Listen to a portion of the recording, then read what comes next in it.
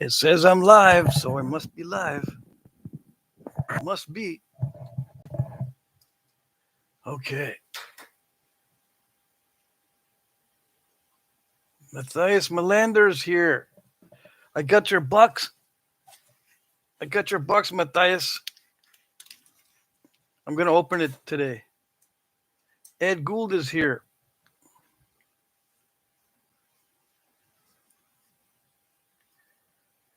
Keith is here. Jesse is here.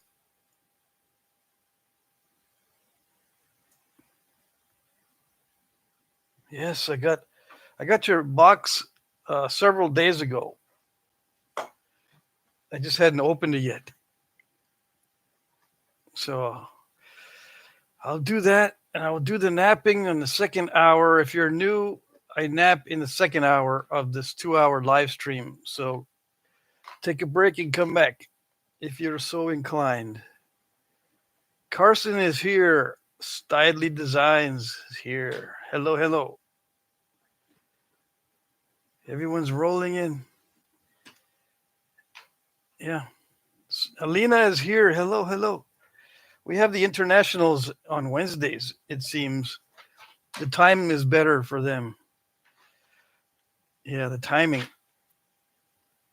Which one should I use? The Law of the West?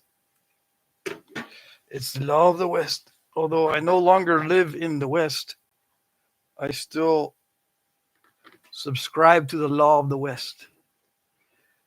Jeremy's here. What's the Law of the West?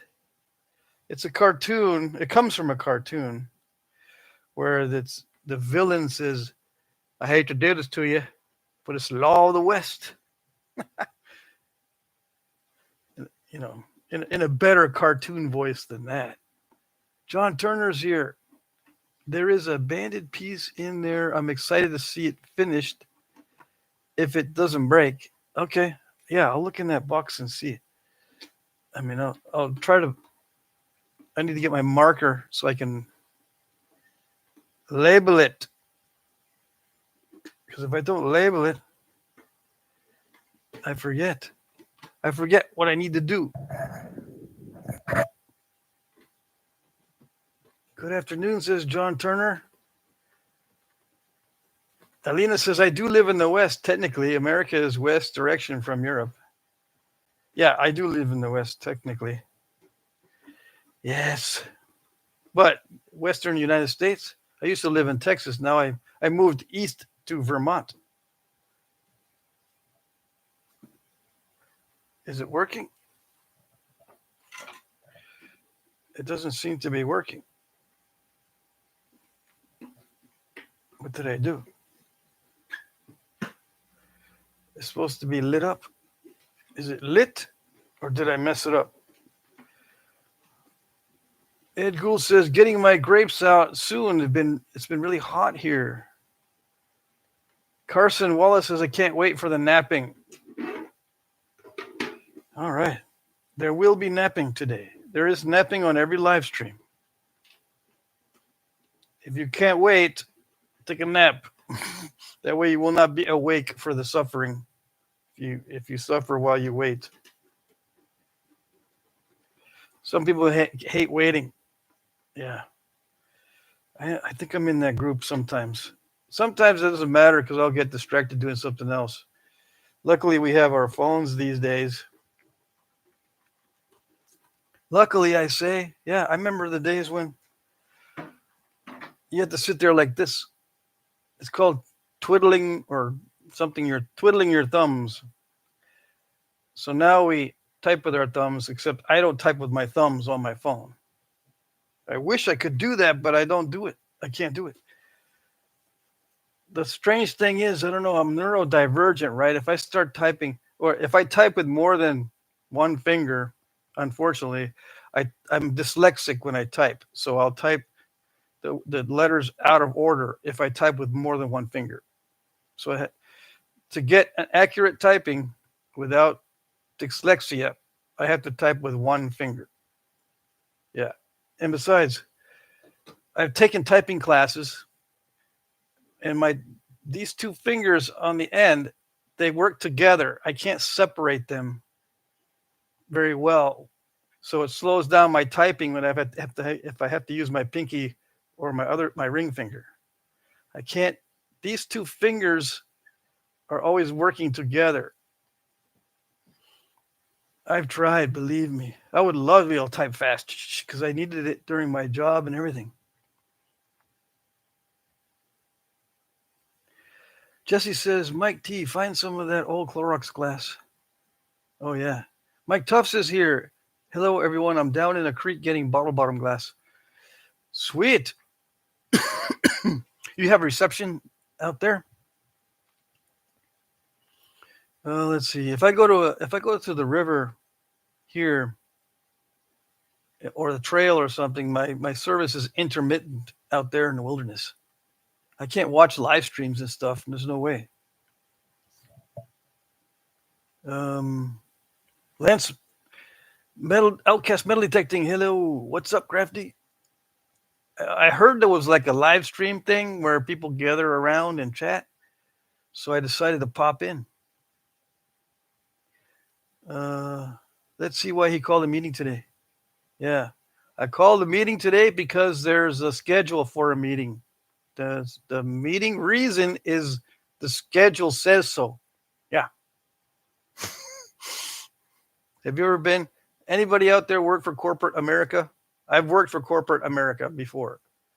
And no, it's not the name of a company. It's just, I've worked in a corporation where you sit around at tables during meetings and brainstorm and stuff. And the owner of the company is there. The chief financial officer is there. All the people that are involved in the project and a client is there. And we all kind of talk about it, present our ideas, and then figure out who's going to do what and assign tasks and stuff. Let me know if you guys have been in meetings in corporate America.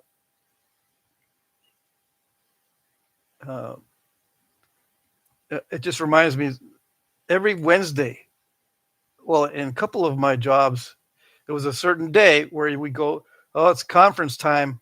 Got to go. What's up? What are we going to do in the conference? Pat, they didn't tell me. They just said, show up. So that's what this live stream is. I'm not going to tell you what's going to go on. Just show up. Yeah.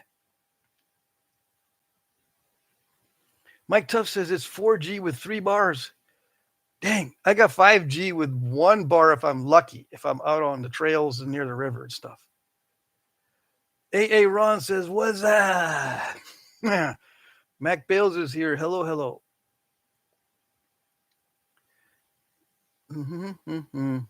See, I've worked for corporate America, and I've also worked as a tradesman, and I've also been in the military. I've been in all kinds of environments. I've been on job sites. I built a building all by myself. It was a separate, detached commercial kitchen for a friend of mine. All I did was charge him a little bit for labor, and he bought all the materials. And yeah, it was like what's the size? I can't even remember the size of it now. It was at least 24 by 20, 20 feet by 24 feet. Anyway, I've been in all sorts of work environments. Stidley Design says, bored in the meeting, steak dinner was the best part. Oh, dang. I remember meetings at restaurants and meetings at strip clubs. Yeah. You can have a meeting in a strip club?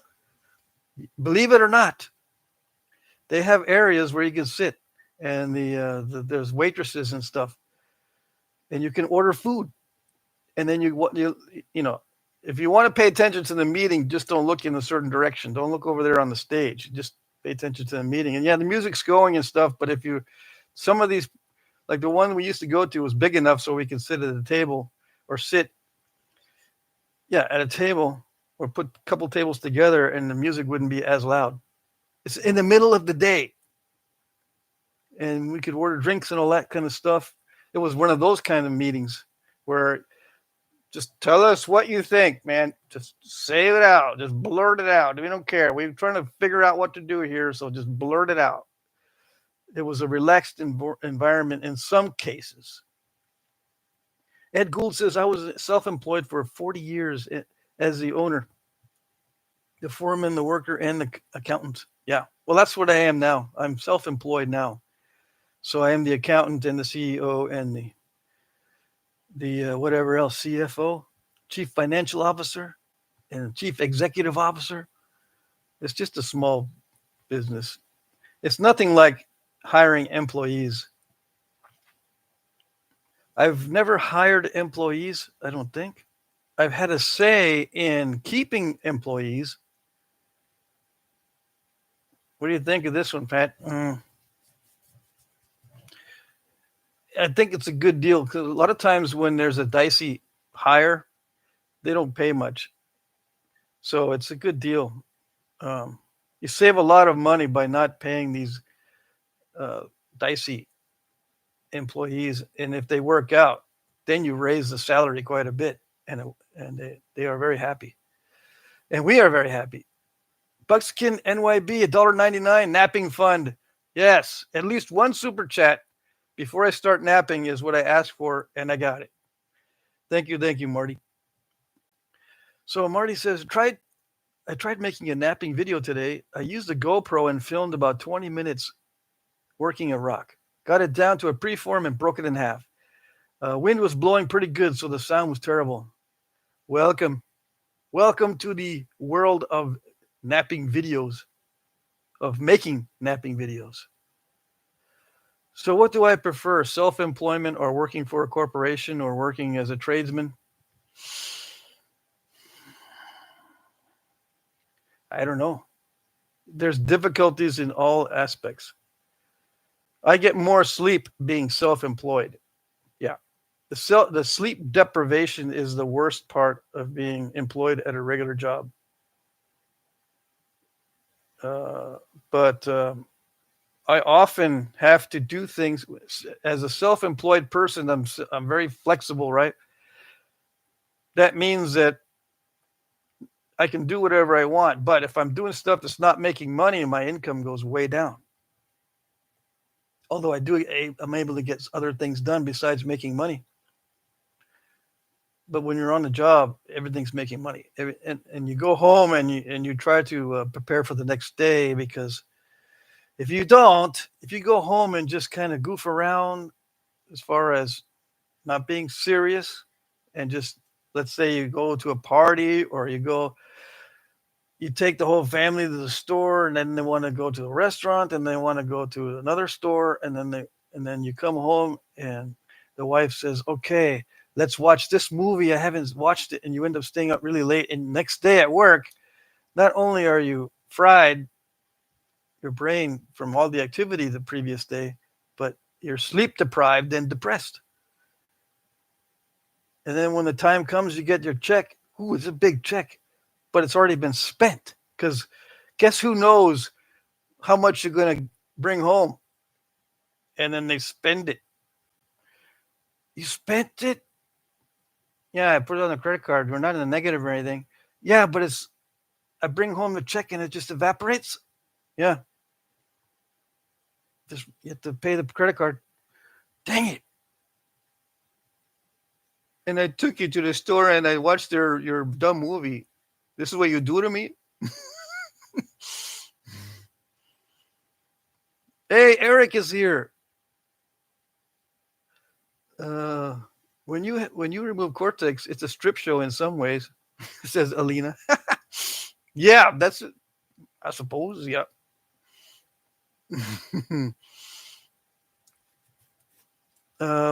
Ed Gould says Hawaii has a hotel street. All strip and adult movies are there, and some live shows, some really good strip clubs.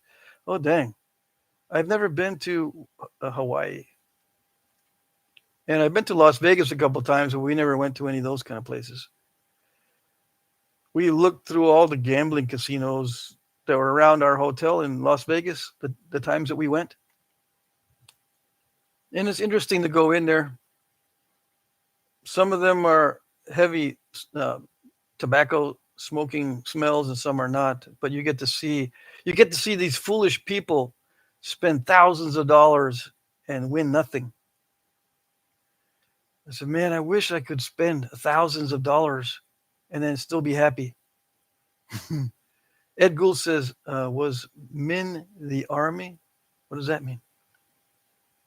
Mike Tuff says, I don't know if I posted, but I posted a picture of some glass I found already in about 10 minutes. Oh, dang. Ken says, happy hump day, guys. Great timing. Just came in from filming a new banjo tune I learned this morning. Dang. I wish I could relate to you musicians. I've been thinking about taking up an instrument, but then nothing else will get done. Not that it gets done anyway. And so damn slow. But I am setting up my shop for making bows. I am making progress toward getting a separate area set up for making bows. So I will be doing that. I'll tell you in the channel news later, right? I'm going to make a channel news video later because it's been raining all day. Hopefully it won't be raining this afternoon. AA Ron says they don't build those huge casinos for people that are winning. Yeah, I know. They build them for people who can spend thousands of dollars and be happy. Yes, indeed. You are correct, sir. Let's see here. Who else is in the house that I didn't see? Mike Mason. I only ever went to one strip club. Bridget the Midget was there. Got to say hi. Oh, dang. I never heard of Bridget the Midget. Mac Bale says corporate America sucks. Yeah, well, it depends on the company you work for. Unfortunately, not all companies are the same, right? I mean, it'd be nice if America had a consistent corporate culture that was nice, but you never know what you're going to get here.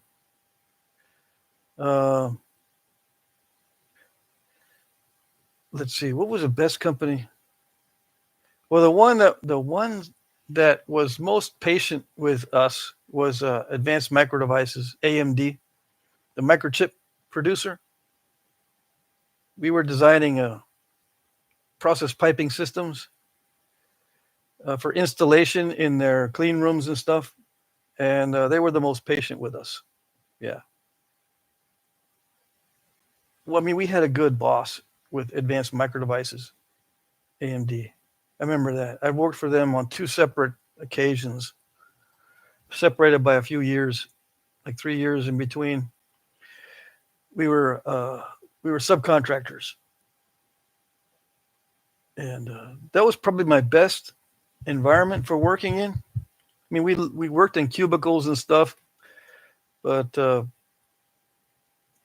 think that was the best one. I've worked for smaller companies. I've worked for an architectural firm in Austin, Texas once, and that was fancy, and they had fancy employees. It was in the middle of town. It was on Congress Street in downtown Austin, Texas. And when I say fancy employees, I don't know. There is a corporate culture within cities, if it's in the middle of a city, that's different from corporate culture on the outskirts. Like I also worked for Dell Computer for a little while, but that was in a totally different capacity. I was in the shipping department there. And the corporate environment there was a little bit different than in the middle of town. In the middle of town, you get this weird culture.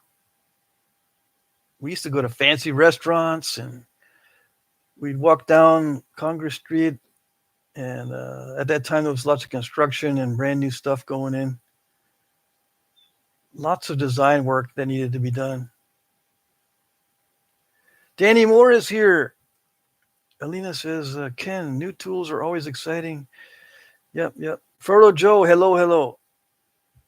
Bushy, I'm probably going to see you on Friday. If you're going to be at Letchworth, I'm going to try to make it on Friday. I might not stay the whole day on Friday. We'll see what happens. But I am going to be there at Letchworth on Friday.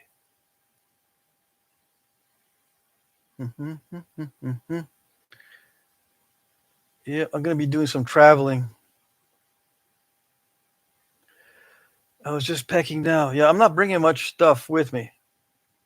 I'm bringing my napping kit, yeah, and maybe a couple pieces to nap. But I'm mainly going to look and maybe purchase a few things.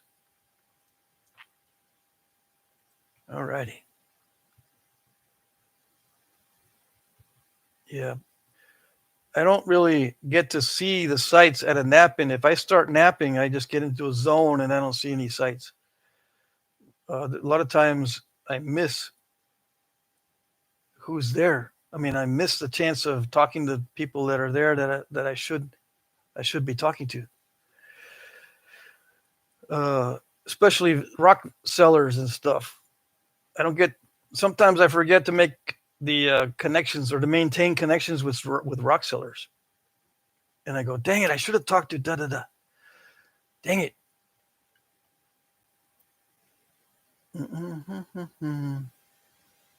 Headed out tomorrow. I'll be there until 4 p.m. Friday. Okay, so I'll make sure that I get there early Friday. Yeah, I'll just stay overnight somewhere. I'll leave tomorrow. Yeah. I'm headed out. I'm going to be heading out tomorrow as well.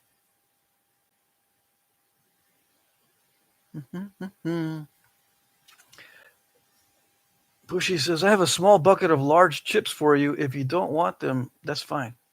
No, I think I'll like them. Sight unseen, I'm going to say that I already like them. I hardly ever turn down rocks. Yeah. And if I don't like them, I got a place I can just dump them. Or I've got landscaping to do. Well, I've got lots of landscaping I'm planning on doing. My neighbor says, what are you doing back here? I see you staring at the backyard, just standing there staring at it. You need to stop staring at stuff.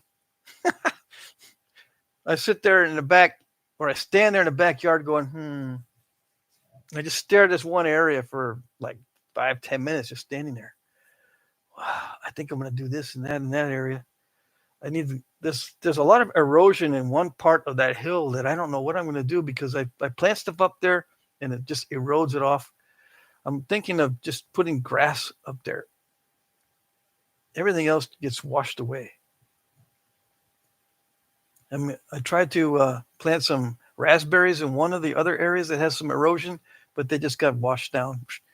The raspberry roots are only very shallow. I need something that's got big roots. I was thinking of planting some crabgrass up there because I've got very stubborn crabgrass in the front yard and the side yard, and I can just pull up big clumps of that and stick it back there. That might work. Yeah. It's crabgrass, I know, but it's got really strong roots, and it never goes away. Mike Tuff says, I feel like a little kid out here, guys. Yeah, looking for rocks out in nature. I gotta get Matthias some tools. I'm working on putting together a tool set for you. Yeah, I might end up giving you some of my tools. Let's see. It's very expensive to have things shipped to Europe. Sometimes, if it weighs a lot of times it's not bad if it's just a regular package. So we'll see. I'm going to try to figure out how to send it. Maybe, see, if I go to the post office here, let's start again.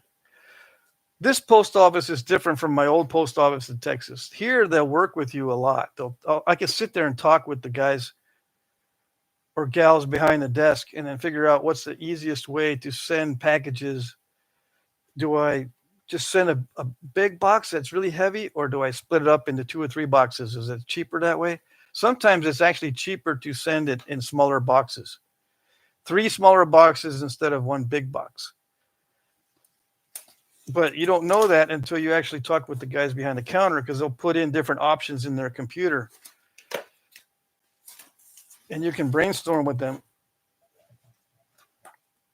I couldn't do that in Texas because there was always a line. Always a big line for mailing stuff. I just, one of the things I don't miss about Texas is the lines, waiting in line for almost everything. Lots of people everywhere. All right, so it's well packaged. It looks like comics.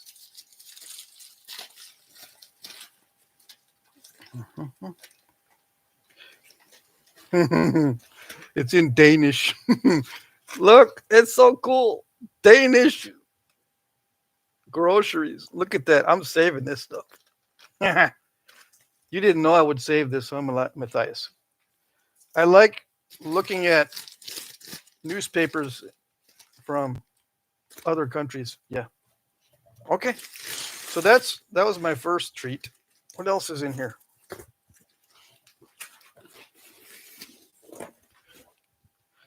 It's a box within a box. It's like special Christmas. Okay. Let's see. Ralph Snyder's here. Hello, hello. Matthias says vegan sausage. Oh yeah, there's vegan sausage in this. Oh no, it's not good. I like real sausage, not no vegan sausage. But that reminds me, I'm gonna make pumpkin soup. Someone asked me if I'm gonna make pumpkin pie with my pumpkins. I've got one that's done that I'm gonna eat very soon, maybe next week. And I got another one growing. And then there's another one, a third one. So the third one is only about the size of a baseball or something like that. The second one is already about that size. The one that I just harvested is about that size. So I'm going to eat the first pumpkin. I'm going to chop it all up and then make a soup, right? I just looked up how to make pumpkin soup. And it was a French guy telling us, oh, it's like a France. We add the cheese and the butter and all kinds of stuff in there, and no sugar. No. I did not have sugar until I came to the United States. So in Europe, they make a lot of soups out of this stuff. So I just learned a French recipe for making pumpkin soup. I shall do it. Except I'm not going to use cheese. I'm just going to use the butter. Okay. Oh, look at this. There it is. It's the book. It's the amazing book. Let me see. If there's pictures, I will be so, oh man, I am so happy.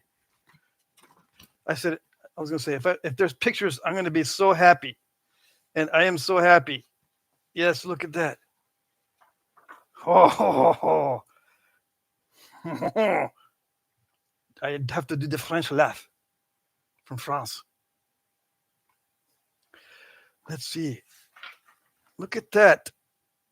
It's got various ones, and it's even got this one. Yeah, it's mine. You can't have it. You cannot have it. This is mine. Yeah. All right, so then we got some more. All right, what is it? Very well packaged. Thank you. I like it when it's all wrapped individually. Yes. It's very good. JJ's here. Somebody's smoking some stuff here on the chat. Okay, there's some info on the book's first page you might not need to show. I didn't want to rip the page, but there's some of the old owner's info. Oh, okay. Let me see. I will not show. I see. Yeah, so the original owner put some information on probably an address. Yes. I will not show. But I showed the pictures. I will show the pictures, so you guys can at least share in the joy. Yes. This looks so familiar, huh? Look at that. Look at that. I think I'm going to have some of that in here. Shall I nap some of this on live stream? I had something else set up, but did I show you it yet? If I did not show you what I'm going to nap, I think I'll nap some of this. Danish Flint. Yes, sure enough, I showed you the picture, and there it is. Wait a second. There's a biface? Uh-oh, I gotta release the angry chicken to get this biface out quickly. Yes. Yeah. Okay.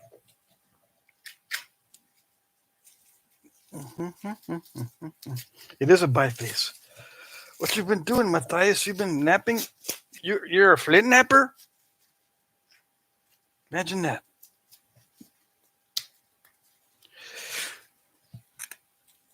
I'm anxious to get this out, but I don't want to put metal marks on it. Here we go.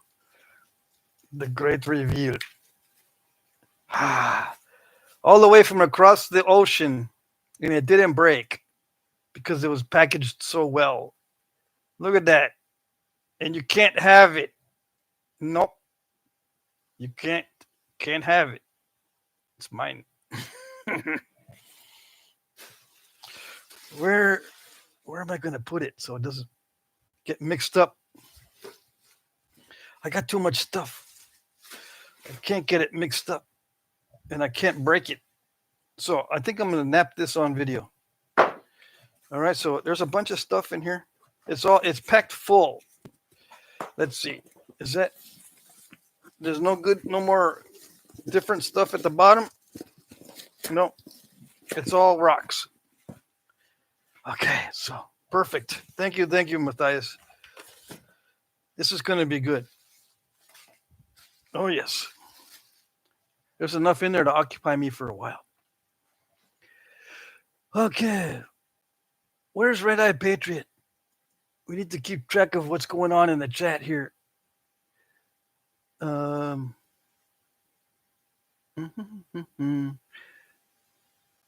it's in a box. It's a box of a box within a box.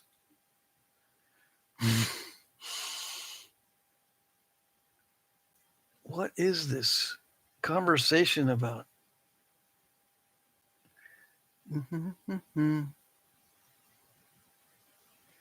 Let me see here. Let me go to the end of the chat. Oh, there's Red-Eyed Patriot. There's some people talking about smoking stuff in the chat. If it's cool, it's cool. But I'm not gonna be looking at that. I'm looking for questions. Aaron Wilson's here. Hello. I still got some stuff from you, Aaron, that I'm gonna nap on video. But to get everything napped that I need to nap, I'm going to be doing a lot of no talk videos. That way I can just keep rolling them out one after another. And then I'll narrate some of those as time allows. Yeah, it's a sweet book. So you guys from Europe should be able to get this, right? Or at least maybe a digital copy. Okay, I'm gonna hold it up here so you can take a screenshot. Okay. And then let's see, there's a title page with a bunch of information on it. See, it's hard for us in the States sometimes to get these European books. I don't know how it is for you guys in Europe if you're able to get copies more easily because it's not shipping to the United States. You know what I mean? Like Alina, maybe you can get a copy of this as an example. There's also a technique in here, techniques, Flintknapping techniques, these little drawings. Okay, so there's what they call a chest crutch right here, where you're pushing with your chest on a T-shaped pressure flaker. See that? And then there's the antler mallet hitting an antler vertical punch. And then there's other little diagrams here on pressure flaking and percussion. Typical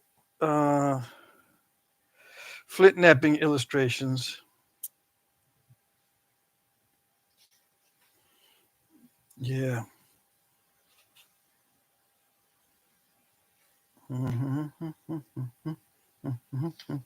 Excuse me, pardon me while I be rude and not share. There's some stuff on axes as well. And I don't know what this long piece is here. That's interesting. I might make one of those. Serrated knife. And then there's these chisels up here. Right? Nice. I'll have to learn a little bit of Danish so I can see what are those called. Translated into English. I think those are chisels, those long, narrow ones. Okay. Oh, yes. Okay. I'm just going to read my book. You guys can do whatever. Oh, this is sweet. No, you cannot see all the pictures, okay? I got to save some for myself. Yeah. Besides, I get a copyright strike or some stupid stuff if I show too many pictures. There's a lot of flake tools. What's up with that? Imagine that. Look at all these flake tools. Just would utilize flakes. You know what the most common artifact is, right? In the lithic environment, lithic tool environment, what's the most common tool? Utilized flakes.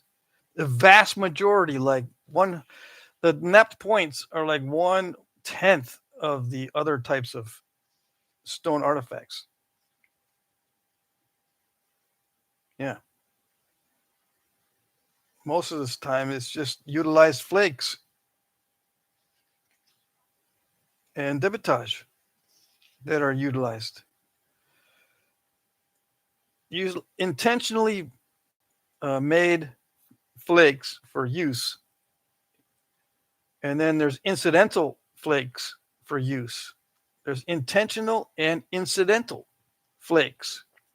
You can strike off a flake intentionally to be used as a flake tool, or you can be knapping something else like a biface, and then incidentally, wow, that's a useful flake.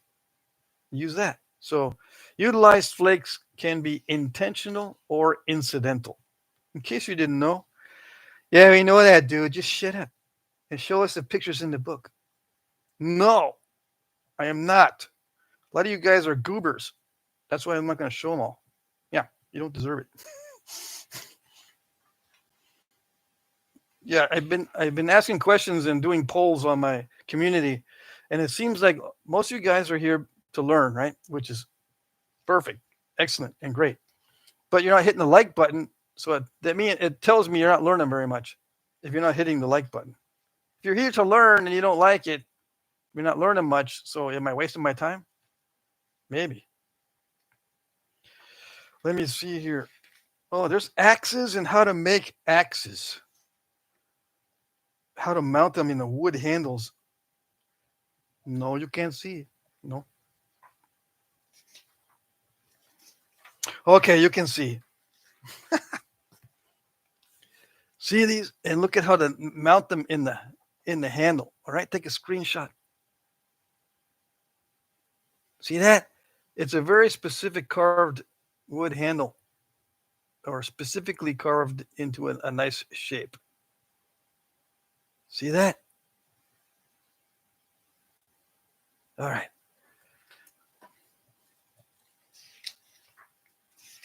That's the kind of stuff I want to start making for myself. And I guess I'll share it with you, I suppose. Yeah.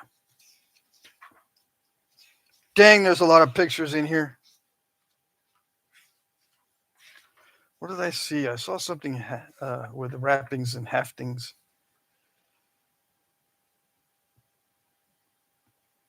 This is a sheath for a knife?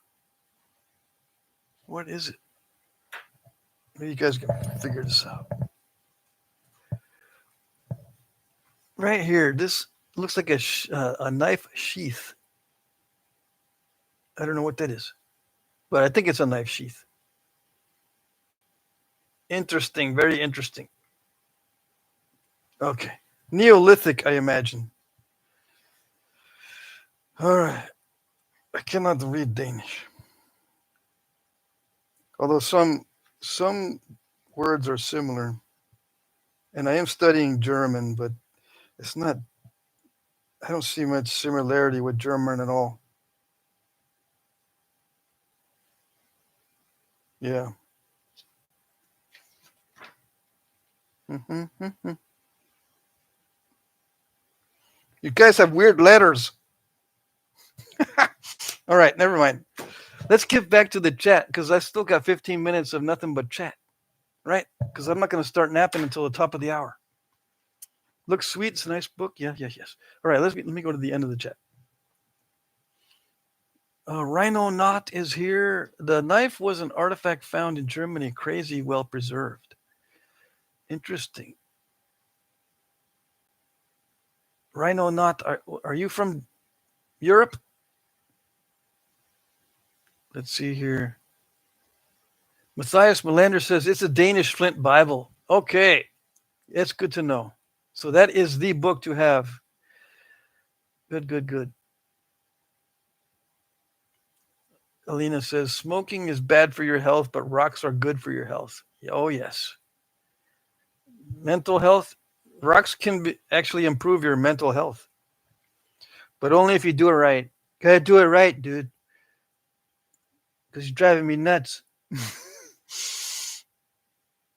Let's see here. What's the law of the West? Asked JJ. I explained it already. Law of the West is, I hate to do this to you, but it's the law of the West. So yeah, how does that pertain to Flintknapping? At the final stages of Flintknapping, the way I like to nap, I use a lot of force in the final stages, which can cause breakage very easily. I hate to do it, but it's the law of the West on my channel. You've got to be aggressive and put your foot on the gas and not let up on it until the very end. Yeah, and you're going to risk breaking a lot of stuff that way. But that's how you get it thinned down.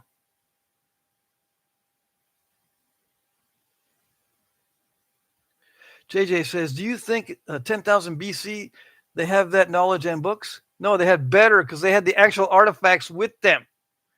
They had better than the books that we have because they had the actual artifacts to look at back in the day. People say, yeah, man, we have books and we got lots of knowledge, but how did they do it back in the day with no books and no knowledge?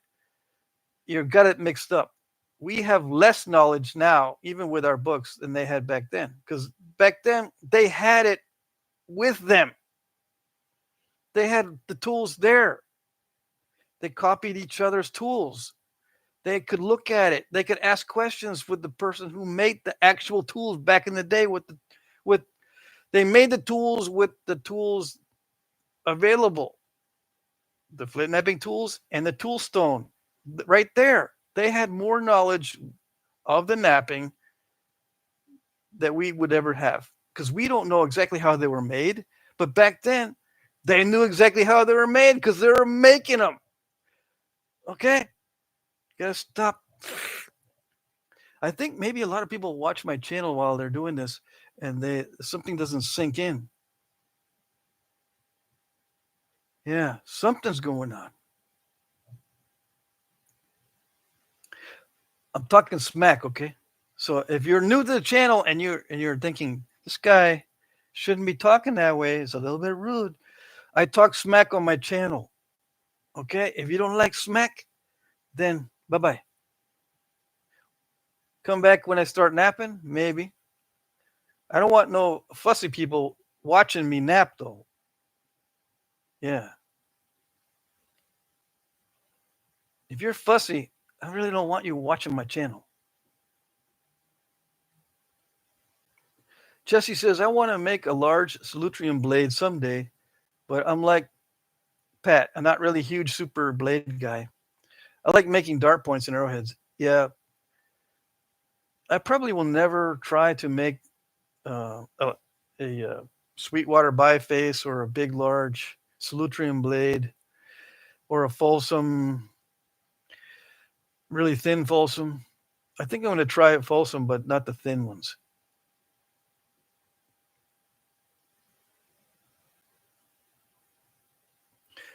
Bushy, do you know how to speak Dutch or Danish?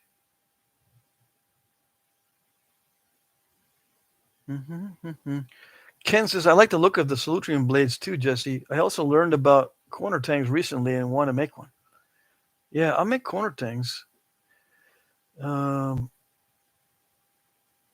me see here. A lot of guys like the big blades. Nothing wrong with that. I just don't like them.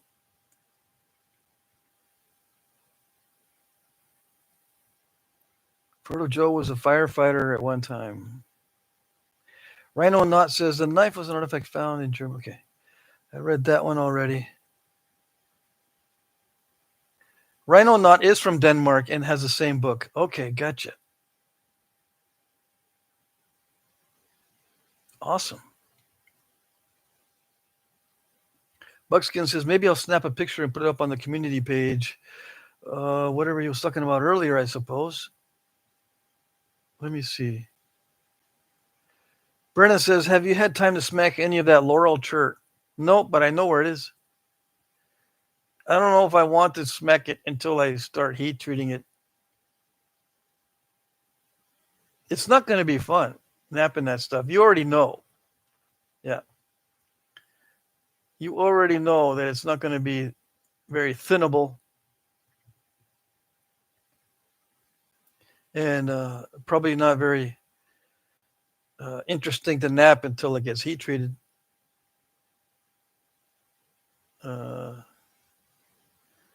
Let's see here. So if you have questions, please ask before I start napping at the top of the hour. If not, it's fine. Matthias says some of the wrap stones have more than one piece. If so, it's from the same rock. Okay, good. That's good to know. All right, so it's just from the same rock. Okay.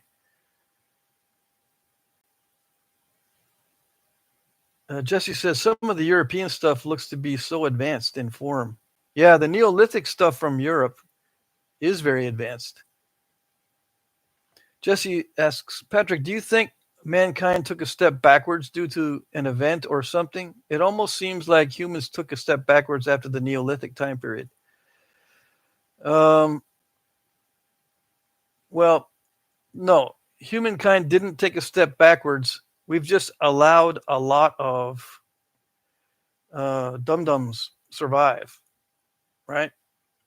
Usually the dum-dums would die because they make mistakes or they just couldn't figure out how to grow food or hunt well. I say dum-dums, but you know what I mean, right?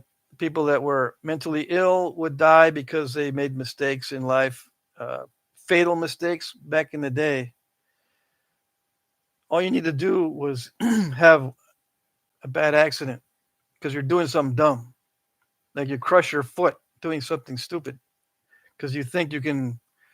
Let's say you think you're really really strong and you're trying to build something out of big all rocks instead of smaller ones, and you crush your foot. Now what are you going to do?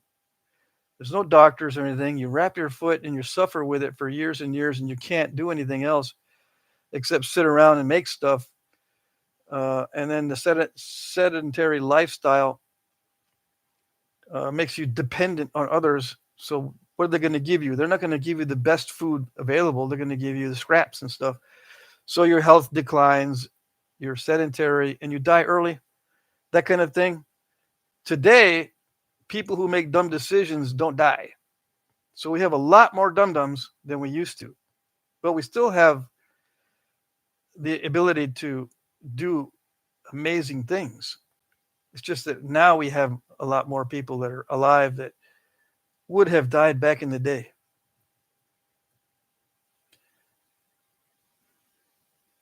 That's my take on that one.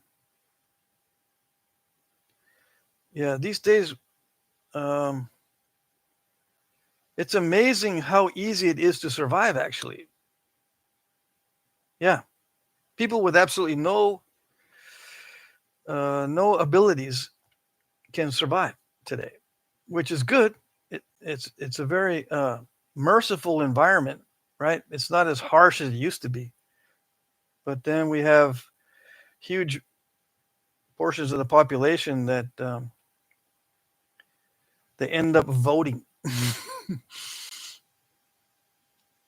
That when you have dependent people voting, they're going to vote for stuff that that uh, allows them to continue to be dependent. Yeah, I won't get into that. We won't get into that, but that's my take on that stuff. So no, I don't think humanity took a step backwards. I just think we have a lot of people that can't do much, but they survive. Let's see. Um, mm, mm, mm, mm. Let's see here. I think the Danish flint is very similar to the flint they find in England. Yes, but I know you were asking Matthias, but I've seen it, both types, and it's very similar. Yeah. Um, Bushy says we do have a lot of Amish here, and I don't understand one word they say. Oh, okay, yeah. Let's see.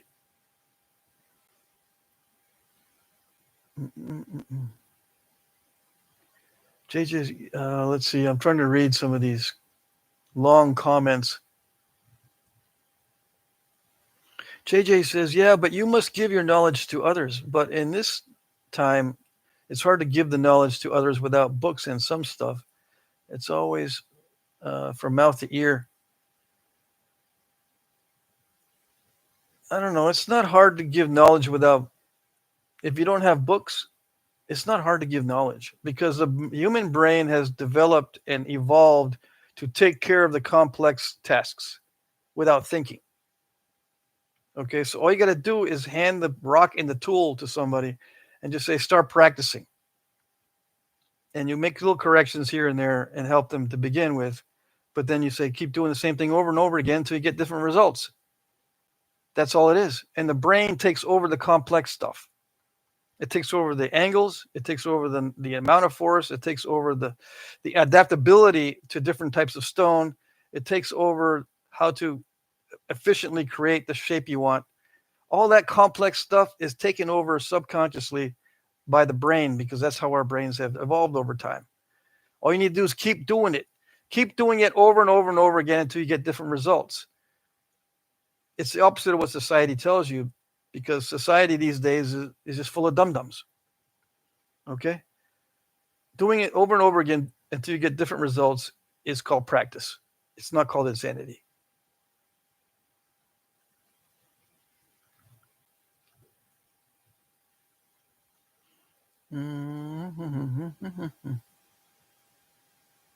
Uh, So JJ, where are you from, JJ? It's hard to write it in English. It's hard to translate. So English is not your first language? Now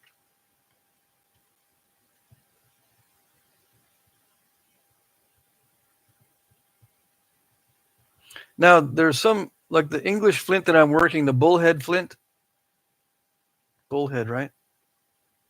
It's different from the other types of flint that I was napping from England. The bullhead flint is higher grade. So there are different grades, but if it's like this and it's from England, it's going to nap very similar in many cases to the stuff you find in Denmark.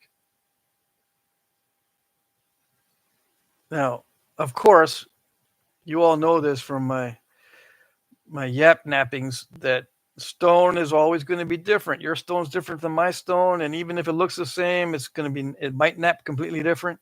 That rule still applies, but in general, it's similar. Yeah. Mm-hmm. Yeah.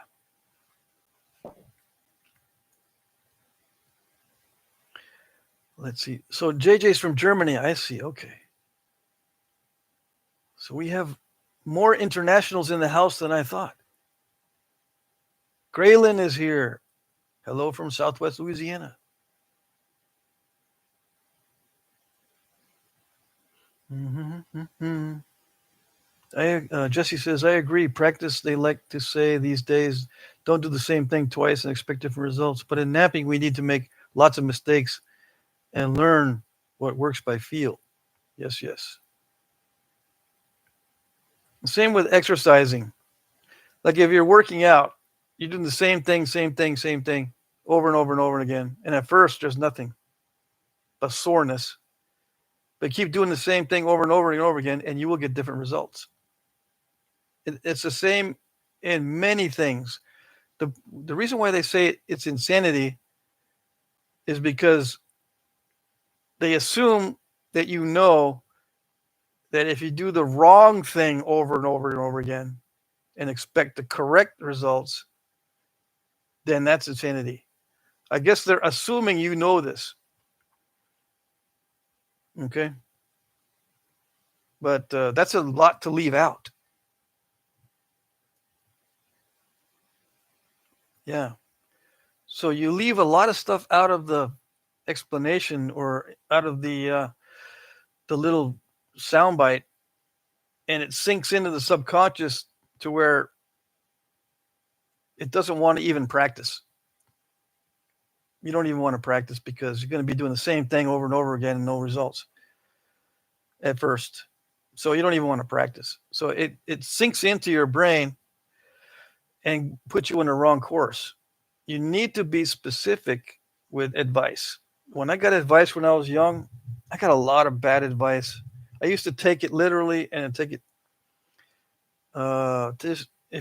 take it from people that I thought were in positions of authority, or they knew more than I did, or they had actually tested out what they were talking about.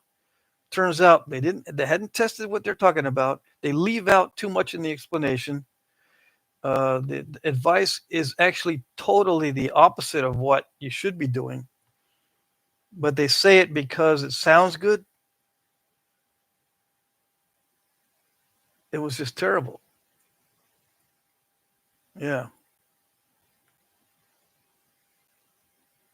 Let's see here. Bushy says, Patrick, will you take I-90 tomorrow? I don't know. I don't know what road I'm taking because I'm going to Keene first. We'll see what. I mean, I suppose I will be taking that at some time. What's on the napping agenda today, Patrick? It's the Danish Flint, right? I had something else. I had this piece of heat treat jasper, really nasty challenge piece of heat treat jasper from Oregon. Okay, it's a heat treat, something from Oregon, from Brian. I don't know what this stuff is here. I guess that's the temperatures. 380. for 5 hours and 400 for 2 hours. I think he wrote down the temperatures and the times, but I was going to nap this to see if it was solid enough to get a biface. But since I got stones from Matthias, I was thinking of napping the Danish flint. And I got some Danish supermarket newspaper or ads. That's cool. I'm going to save that stuff. All right, so I'm going to start napping here in a little bit. Yeah.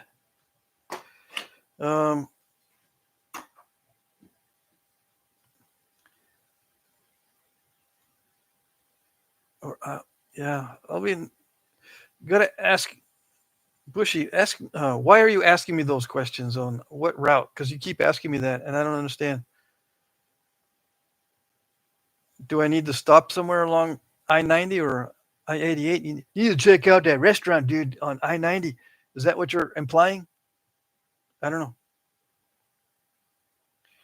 Because I never know what routes I'm taking until I'm actually on the routes.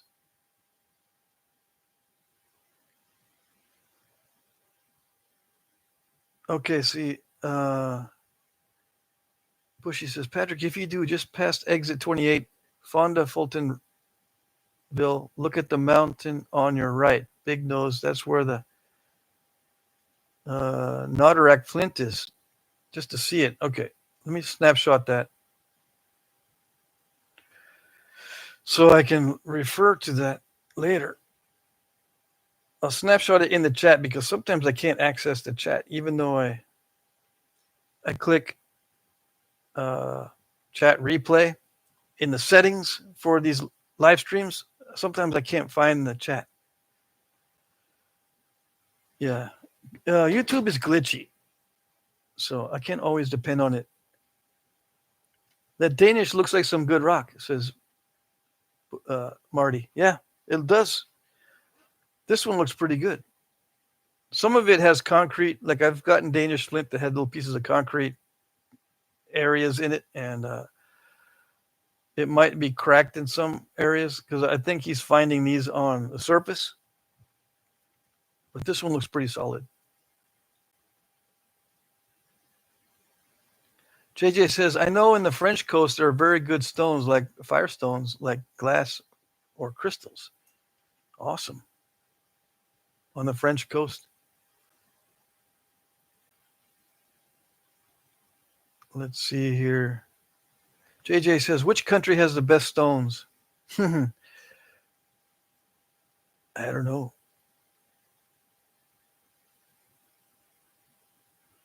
I would have to say United States, but I am biased. Okay, so I got to start napping. Yeah, some people are already going, hey, it's 2 minutes past the hour, dude. I've been waiting 2 minutes. It's driving me insane. Just move to a big city and stand in lines. Get your practice in and stop whining. Learn how to wait. Yeah.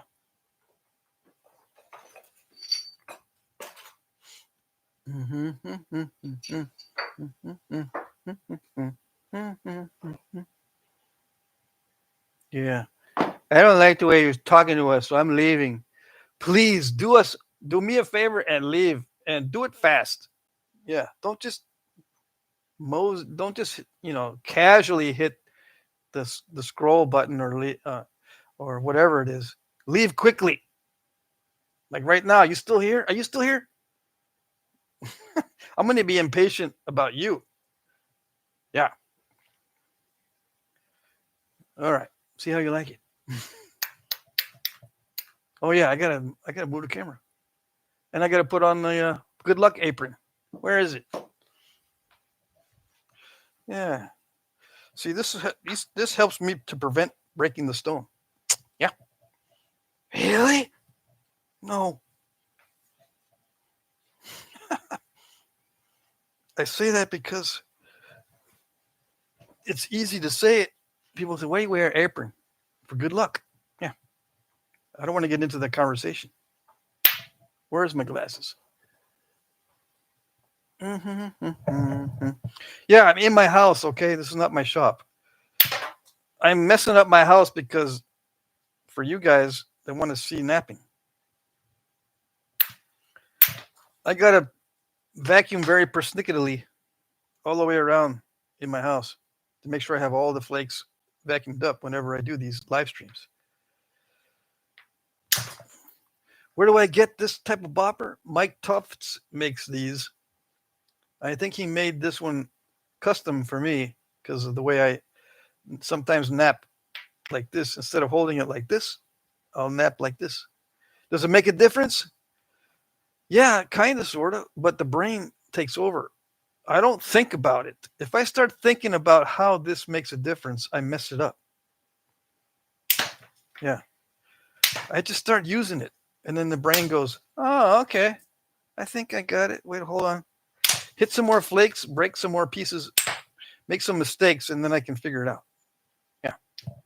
The brain does it automatically. Some people will say, well, it doesn't. My brain doesn't do it that way.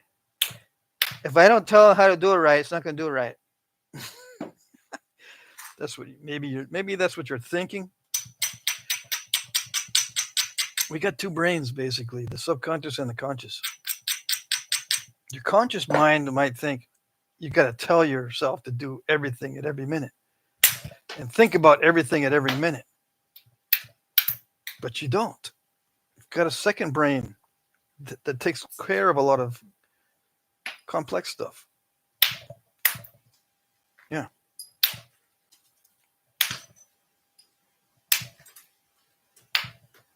Because you don't want to be thinking about everything. Not only is it going to mess you up, not only does it mess you up, it's totally unnecessary to be thinking about everything. Because things change, just because a flake is removed in one direction easily or under certain circumstances, the next set of circumstances might look very similar, but you won't get the same result. This is a skill of probabilities. You can reduce the number, or you can reduce the severity of the bad luck that might come up by carefully constructing an edge and then striking it, and then try to reduce the chances of failure that way. But you still have to deal with sometimes the stone doesn't cooperate. But yeah, you can get as persnickety as you want and try to prepare the edges very, very carefully, and then yeah, it does increase your chance of success. But at what cost? The cost is mainly time and mental fatigue. But if you got plenty of time and plenty of mental endurance, yeah, go ahead and do it.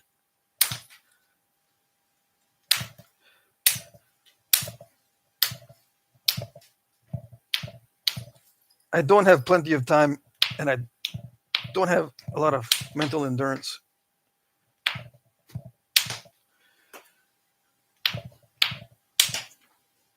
Especially if it's the same thing. The same type of flake over and over and over, especially little ones. I can get the same type of flake if they're big and bold and doesn't bother me as much as trying to get a bunch of little same old flakes. I might as well do flake over grind if I'm going to try to get the same little flakes over and over and over again. Get that nice little pattern going. Might as well do flake over grind. And I just saw a video of a very good napper doing the flake over grind stuff. And he was so good, he didn't even have to look. He would snap a flake off and then keep going and not even look at the other side. And then turn it over and it'd be perfect. That's how good he was. Who was it? I don't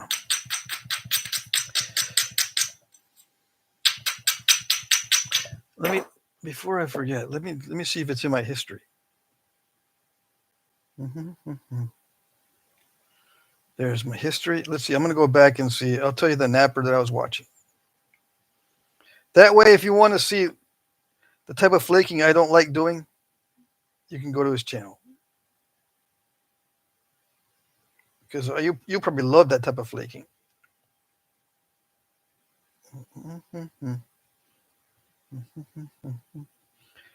Kenny Hull.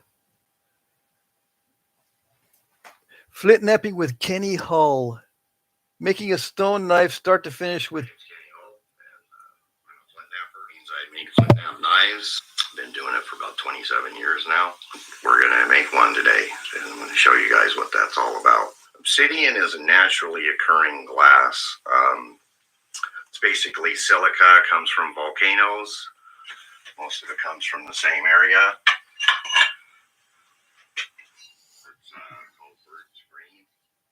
Okay, so I'm not going to play the whole video, but you get the idea, right? If you want to see regular perfect flaking, watch Kenny Hull. Not me. Okay? Quickly leave my channel if you want to see the regular flaking. And go see someone like Kenny. Yeah.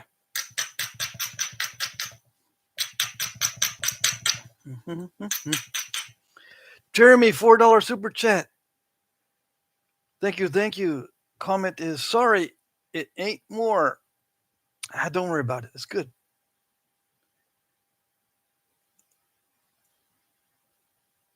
Keith says, Patrick, was that Kevin or Keith Hall? That was Kenny or Kenneth Hull, like the hull of a ship. Kenny, Kenny, Hull, Hull, and that's the name of his channel. Okay? Take a screenshot. Okay? There you go. So I'm going to be ignoring the chat for a little while I'm napping. So I've already got a lot of this edge napped off. And I've got a good start on the thinning stage. I'm just knocking off the delicate areas right now with the abrader. But I don't construct any edges specifically until it gets down to the final thinning. Then I don't have much leeway. I've got to start trying to be more careful once it gets thinner. But at this stage, I don't have to be as careful with the edges. Yeah, you can be extremely careful from start to finish, but my mental fatigue or mental endurance can't stand it. So I pace myself. I don't nap perfectly the whole time. I wait until the end to, do the home stretch, so to speak. I pour on the gas and the effort on the home stretch. Okay? I don't sprint the whole way on the race. I pace myself.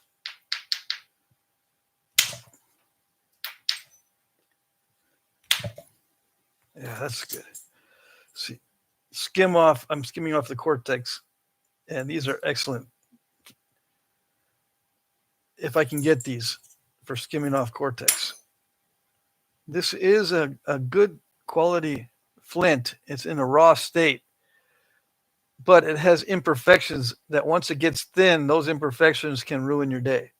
But in the thick state, they don't ruin your day at all because the stone is still strong enough that it stays together without breaking in half.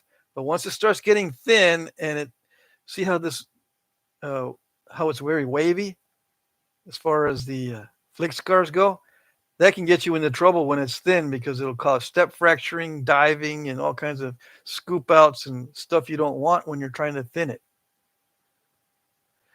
All right, so I'm going to try to do a few more of these billet strikes. And there's rock being embedded in this tip, so I got to scrape all that out before I do any further thinning, because I can already tell if there's too many bits of rock embedded in there, it doesn't remove the flakes in the same way.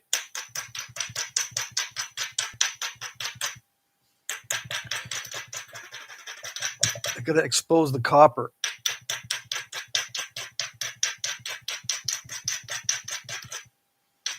Yeah, your brain can adjust to it.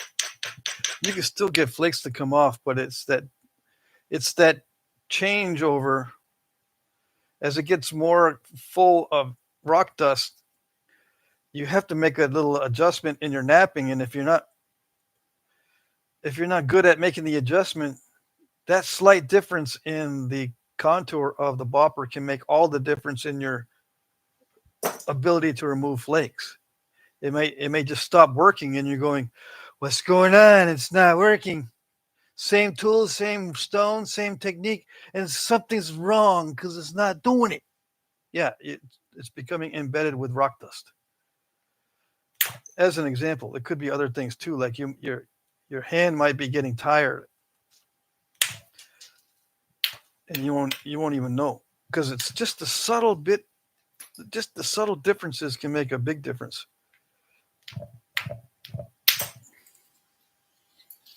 And I miss a lot because sometimes I don't want to hit on my first strike because always hitting on the first strike can lead to disaster because it's not as accurate as, let's say, indirect percussion. If you can be accurate enough to hit on the first strike and remove a good flake, you're blessed. Me, a lot of times I miss and then end up hitting it because I'm creeping up on it. I don't want to hit too high up. So I back off a little bit. And sometimes I can hit on the first strike and sometimes I miss. Sometimes I miss 2 or 3 times before I actually creep up on it enough to remove a flake. Okay? Some people get ticked off that I miss, and then hit. It ticks people off because they want to see. I want to see 1 strike, 1 flake, and no mistake. 1 strike, 1 flake, and no mistake. If you're that kind of person, I want you to leave. Bye. Yeah. Please, and quickly. Yeah, I get impatient, just like you do. If you're still here, I don't like it.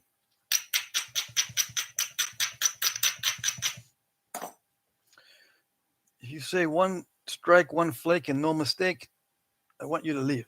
Yeah.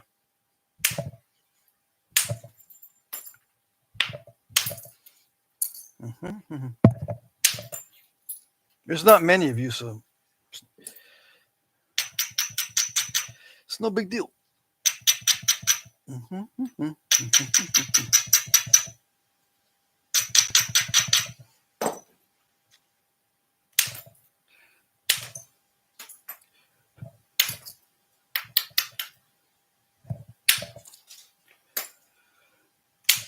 So I'm focusing right now, so I might not be chatting.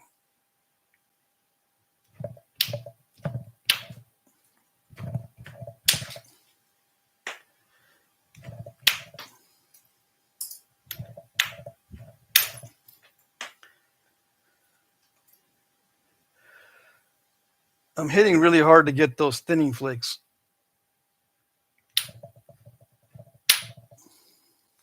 Because it's getting lighter and I'm using the mass of the workpiece against itself, so I got to strike faster. As it gets lighter, I got to strike faster to get the same size flake to come off the surface. Okay? Just in case you're wondering. Why are you hitting so hard at the final stages? That's what messes me up, dude. I don't like the way you nap. Yeah, I know. I've heard it before. Mm-hmm.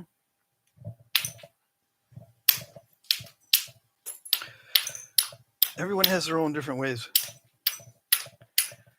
Unless you're a complete copycat, you can copy other people's ways. I mean, it's fine. I've had to learn to do it differently in many cases, especially with percussion. With pressure, there's not much variance. I mean, I copy other people all the time with the pressure flaking. Yeah. But with percussion, I had issues in the beginning. I had to develop my own techniques. All right, so I'm going to switch over to indirect percussion at this stage. I still got 25 minutes of napping, so I'm going to switch over. So far, so good. This material is excellent. See that? As long as there's no imperfections, it is cooperative. But I've noticed that it will start diving a little bit. It might start to get annoying when it's at the final stages. But up until this stage, it has been relatively easy. Yeah.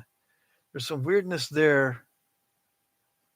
I don't know if that's a natural crack or if I did that. See that? You got to watch out for cracks because they will mess up your day when it starts getting thin. Okay? All right. I'm going to switch over to indirect percussion here. And yeah, I've been using copper a lot, but I've used aluminum and steel and antler as well. And I'll be experimenting with different things later. I've used hammerstones. In case you're new and you don't know. It looks like a lot of people left actually because I only have 26 viewers and I'm napping. Usually I have around 30 or 40 viewers when I start napping. I guess some people left. Mm-hmm. Hey, Sal's in the house. Sal says, dang, I was way behind. Why didn't it start live when I'm late? Let's see. Yeah, the rock is nice. It's black flint. Yes, it is. This is very nice. In the areas where there's no defects. It's got pockets of stuff, but otherwise, it feels waxy. This is nicer than the Knife River Flint. As far as the cooperation from the stone, it cooperates more than Knife River Flint. As an example, it cooperates more than a lot of the church that I've napped. Like, let's see, this chert here, this Nethers is heat treat, right? This, I think this is the last live stream. This is miserable compared to this. Yeah, it's pretty miserable, even though it's a heat treat. This one is, not only does it have this nice feel to it, which helps during the napping if it has a nice feel to it, just because of the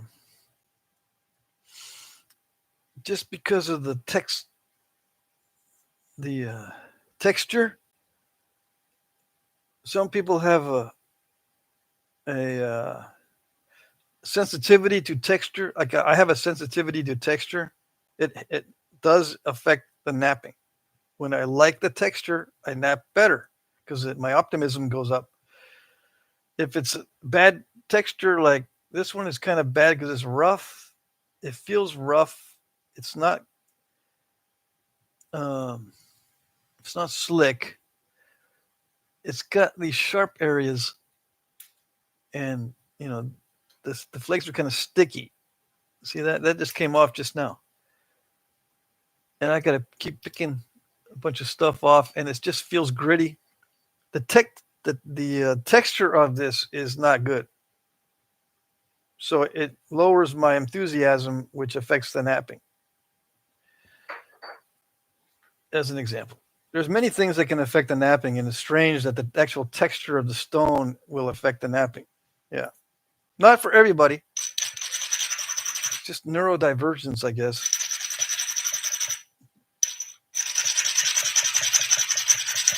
And the color, yeah, the color is nice. The color is not as nice as Knife River Flint. Yeah, but like I said, the cooperation, I can predict these flakes a little bit better than I can on Knife River, and it doesn't leave these little fingernail step fractures everywhere. See, the terminations are feathery or more feathery than the Knife River. as an example. I want to compare it to Knife River because everyone says Knife River is so great. Yeah, it can be if it's a nice solid piece because it won't mess up on you. But it's not like the best stuff.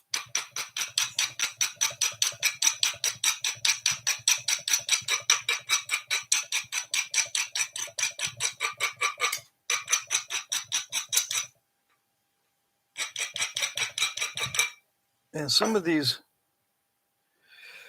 where did I put it? Okay. All right. Some of these artifacts have long barbs, and I think it can be done more easily with high grade stuff like this than it can with other charts and flints. But we'll see. Maybe I'll try to make some long barbs. I'll look in the book and see what I can do. All right, so switching over to indirect percussion.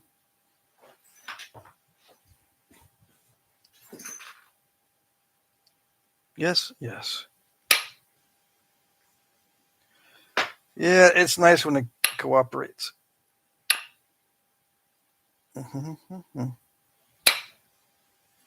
Thin the ends down first. Yeah, so just a few strikes and I was able to get that tapered down. Whereas if it was less predictable, it would require more strikes than that. Yeah, this is predictable.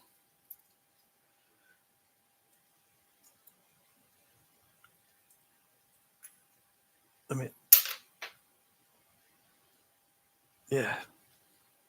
The endings, like I said, if you're new, I've said before that the hardest part to predict is the termination of the flake. It's true, even on this stuff that's cooperative. That's the least predictable, is the ending of the flake. The next least predictable is the beginning, because you don't know if it's going to crush, scoop out, break, or whatever. There could be lots of mistakes in the beginning that you don't foresee. The middle of the flake is the most predictable. So the most predictable is right in the center of the flake. The least predictable is the ending, and the next in the middle is the beginning, as far as predictability goes. So if you have an obstacle, let's say you got a nasty spot, if it's in the middle of the potential flake, you have the best chance of success. If the defect is at the end of the projected flake, that's the least chance of success. If your defect is in the front, right where you're going to strike it, there's also a good chance of failure because you can't predict exactly, but it's not as much of a chance of failure as the ending. Okay. I think it's important to keep saying that over and over again because I don't see other nappers talking about that. And it's extremely important to know what parts of the flake are predictable and which are not. See, I didn't predict that termination. I thought it was going to feather out, but it didn't. As it gets thinner, that's what happens. You don't know. It could get like this. It could start getting really steppy now that the flakes that I'm taking off are thinner. Yeah.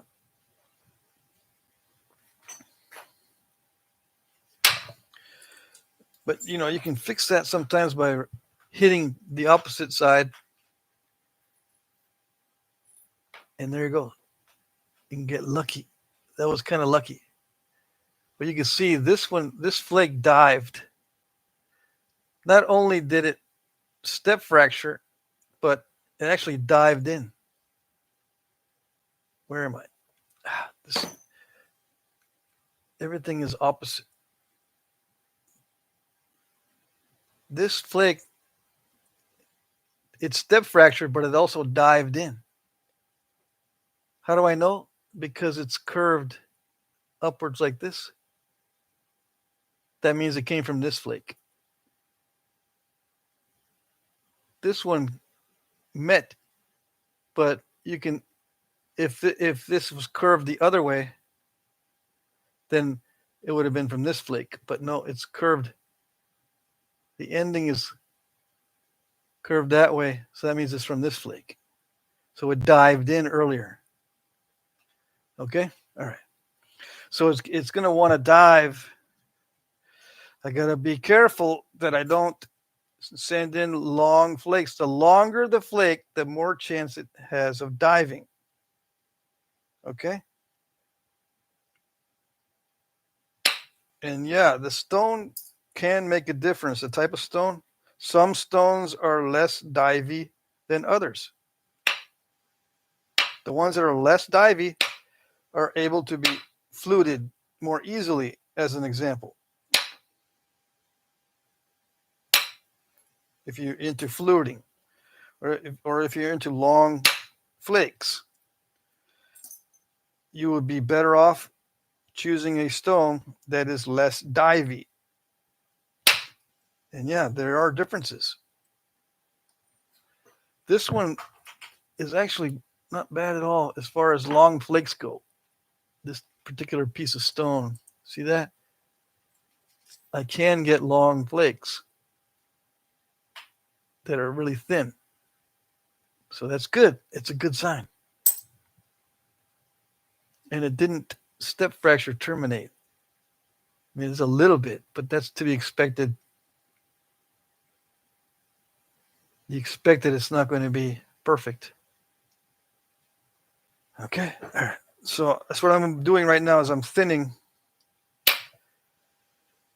Yeah. It is nice when you can get longish flakes. See that? It is nice. And it does depend somewhat on the material itself. The contour of the stone and the material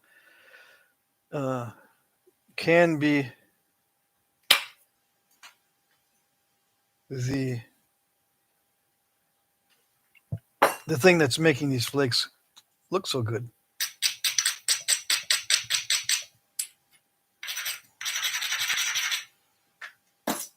And after thousands of hits, you get to know what you can get away with.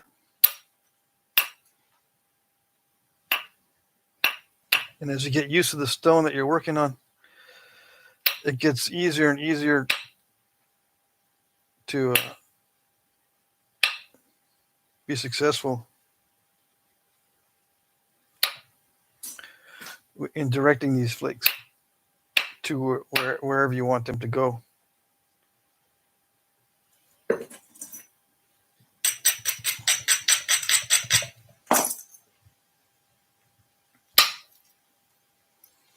Yeah, it's nice.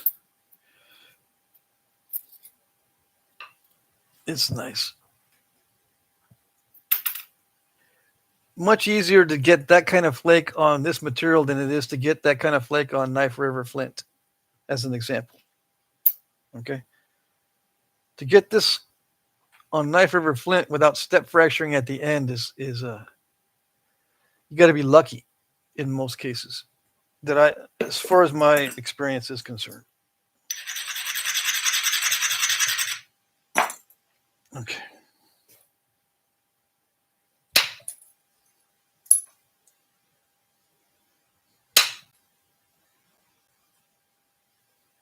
Now this one started to dive.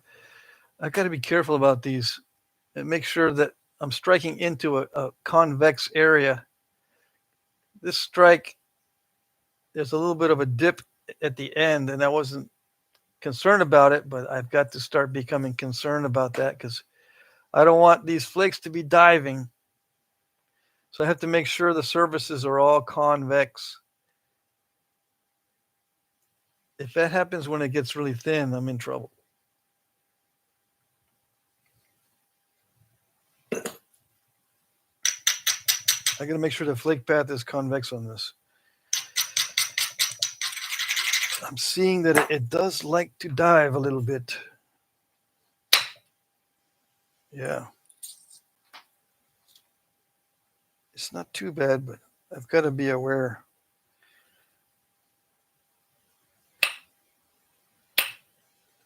And I'm also pretty wide, so it's going to dive because of the width. But I want to try to preserve as much width as possible. That's the default tactic. If it's not working, then I go narrower. But if you can maintain width with a particular stone, it's more useful because, let's say you make a knife out of it, you can resharpen it many times. The wider it is, the more you can resharpen it, the longer it lasts, and the more useful it becomes. Okay? So the logic is wide is good. Yeah. If you can manage it. If it doesn't dive, like this one worked out okay. It started to dive a little bit, but it's still tolerable. I can tolerate that. And if it stays in there, a step fracture like that, it stays in the finished piece, it's not too bad. At least for me. With some people, it makes them feel sick to their stomach and they get migraines and stuff with step fractures like this. If that's the case, then yeah, you need to make this more narrow. That way you don't get your migraines. Yeah. Dude, I don't get migraines from napping. I love the whole process. Like I said in the last poll, okay? I like everything. I don't get no migraines. In fact, if I have a migraine and I start napping, I get rid of the migraine. All right, dude, so shut up.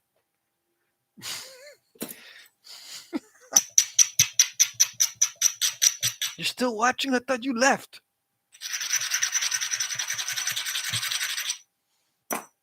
Mm-hmm. Yeah. I'm going to stop looking at the analytics because the analytics don't tell me anything. And the polls, when you ask people what they watch and why they watch, the self-reporting is not exactly accurate. If you self-report on why you do stuff, sometimes you don't really understand why you do stuff, or it's not really why you watch, which is fine. You know, that's part of understanding how to interpret results from polling. It's just human nature. You don't always answer what's actually going on.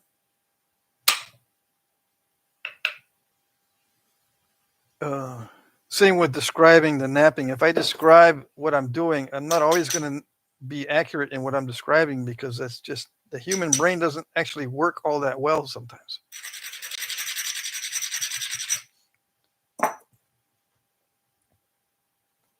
In terms of explaining or figuring out why this, why that. The human brain doesn't always have the answer as to why.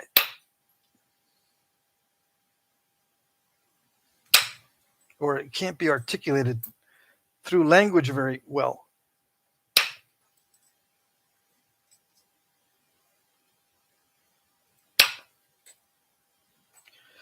I got to be careful at this stage because I can easily mess this up and snap it in half if I hit too hard. I am hitting hard at this stage.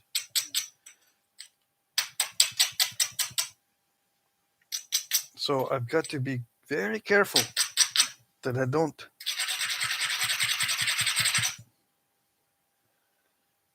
try to take a shortcut. Like hitting above center line. I like to hit above center line quite a bit, but I can't be taking those kinds of shortcuts at this stage.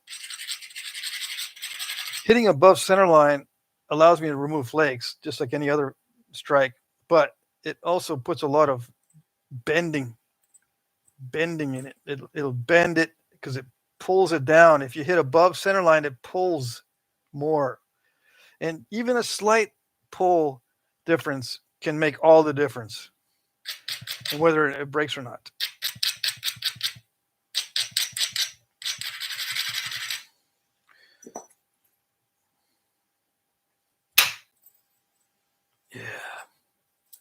See, that was a very hard hit. I got to be careful with those. And it went further. Luckily, see how it broke? Sometimes it won't go the whole way, and instead of releasing that second half, I would have gotten a step. In some cases, on some material, that second part right there would have not flaked off. But with material that's cooperative like this, you get better results. And that's one reason why you get better results, because it actually, instead of step fracturing, it continued. Yeah. What's the physics behind that? And how can you encourage that to happen? It's part of the way the stone is.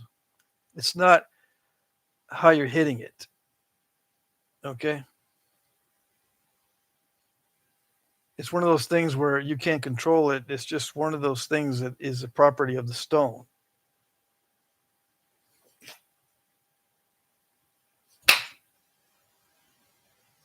Okay, same thing happened again. Okay, let's see if I can describe it. This is the main flake, and on many stones, this would have been the flake only. But on this stone, you also have the secondary flake right there. See that? So it doesn't end up in a step fracture. Again, we get that secondary flake at the end. See how thin these are toward the final stages?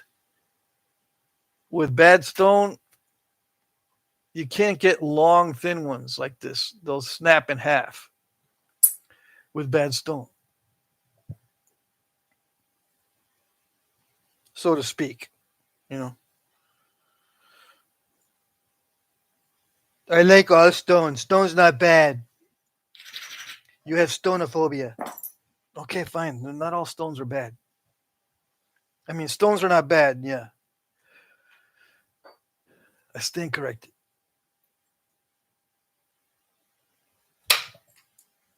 Mm-hmm.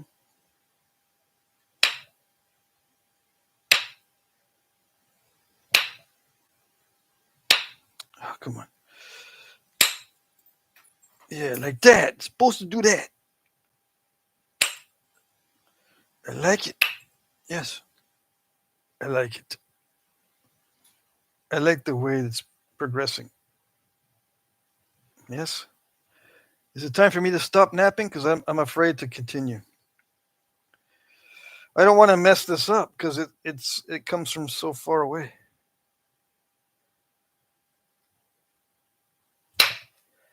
Yeah, I'm not going to be able to do this without focusing better. So I'm going to stop napping, okay? So I think you get the idea on this one. This is the flake scarring. There's good light today for some reason. Oh, I know why, because the sun's not out. I'm getting indirect light through the windows.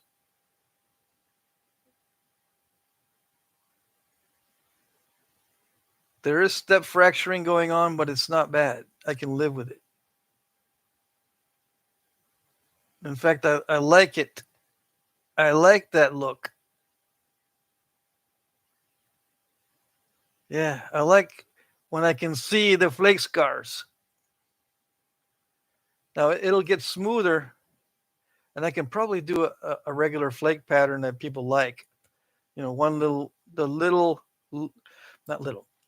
narrow long flakes, a series of narrow long flakes. I could probably get it done on this type of material. But again, I had to make it more narrow because it's starting to get really flat. And as it gets flat, you get step fractures because it likes a convex surface. It's divey and it's a little bit ripply. The flake scars get ripply as they get thinner. As the flakes, see how in the beginning of the flake, where am I? No, this way. It's smooth. But then toward the end, as it gets thinner, it gets more ripply. All right. So that means toward the final stages, as these flakes are getting thin, they get more ripply. So I might have a lot of ripples in the final finished piece, which some people love that look of a lot of ripples in the flakes. It has to do with the thickness of the flakes and the material itself. You can use almost any kind of tool and technique on the edge and get the same rippling effect. So that means it's the stone and the contour of the workpiece and the thinness of the flakes and the properties of the stone. Okay, let's see what else. That's it. I'm gonna get back into the chat, but let me pick some of this stuff up.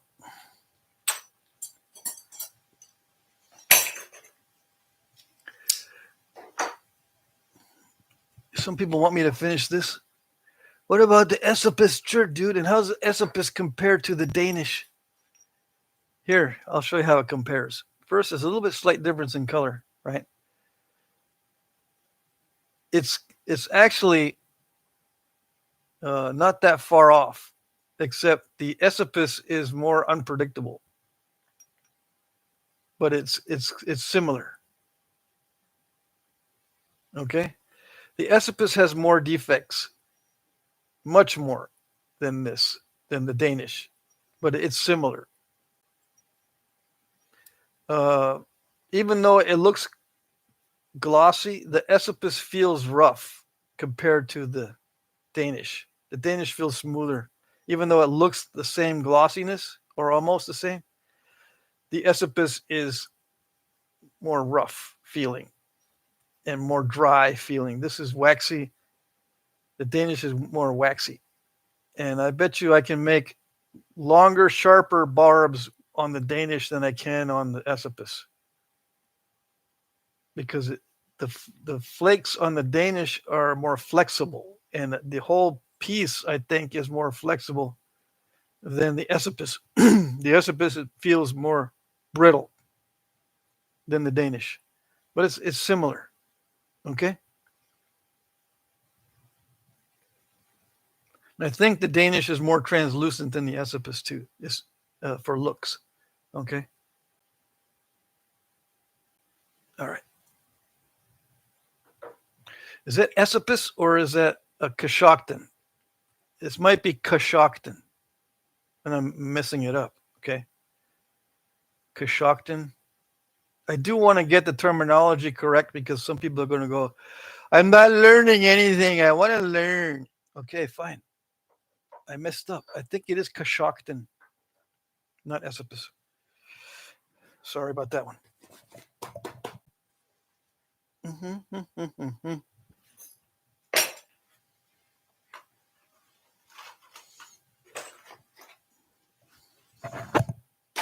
Okay. Let me empty out my shoes, okay? Let me get this put away so I can get back into the chat. All righty. So, yeah, if the whole box is like this, Matthias, you've done me a great favor. I owe you, man. Yes. And I will be napping a lot of that on video.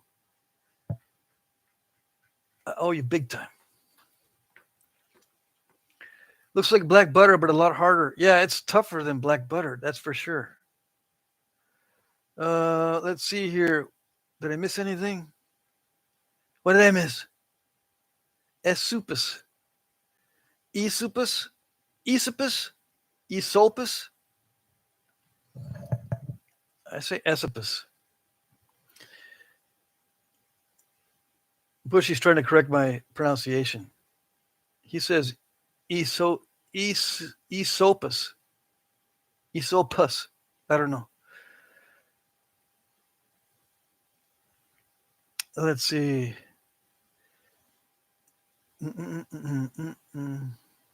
Yeah, Ed Minister has posted videos. I didn't see your entrance, Ed. Good to see you.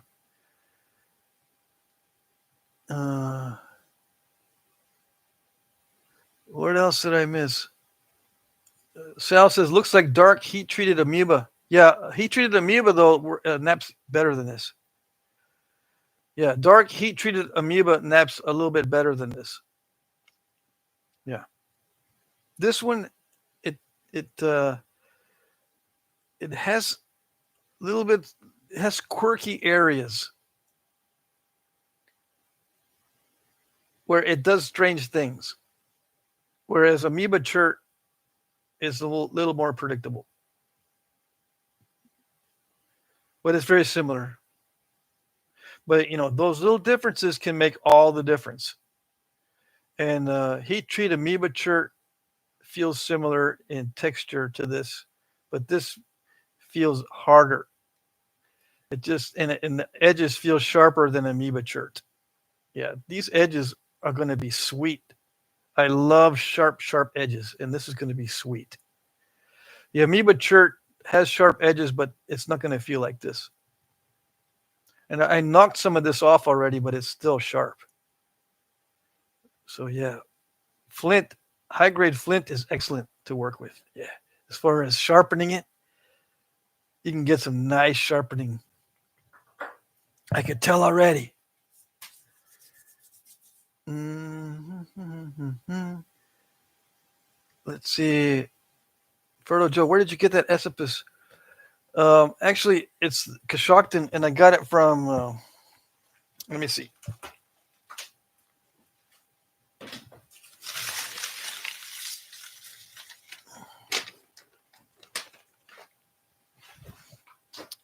I got it from Mac Bales. Okay, this is Mac Bales' letter. He says it's 90% Coshocton dug up by a farmer digging a footer for a garage. I topped it off with some Kanawha Black, which is a medium to high grade. So it's Coshocton and not Esopus. Yeah. Okay. So scratch the Esopus. He says 90% of it is Coshocton. So Mac Bales, he's in the chat, or I don't know if he's here today. He's usually here. I got a whole box of it, and he gave me some Kanawha Black too, which is good. $5 super chat. Who gave me some money? Who is it? Ed? It's for skunk spray? You mean anti-skunk spray? I got to make up a batch of anti-skunk spray. They say you can mix hydrogen peroxide, baking soda, and dishwashing liquid and make anti-skunk solution, anti-skunk spray solution. So hydrogen peroxide, dish soap, and baking soda. I need some of that because these skunks out front are getting very, they're fighting each other, and they do spray each other, and I don't want to get mixed up in the middle of that because I'm sitting out there with them usually so they can get used to me. I need to drop some flea drops on them. I can probably do that tonight. And because they're scratching their fleas. Anyway, they fight. They're not biting each other. They're pushing on each other. And then they'll spray little bursts of spray. And if I get caught in the middle, I don't want to get any spray on me. So I'm gonna mix up a batch of anti-spray. So that $5 is gonna go to that. Yeah.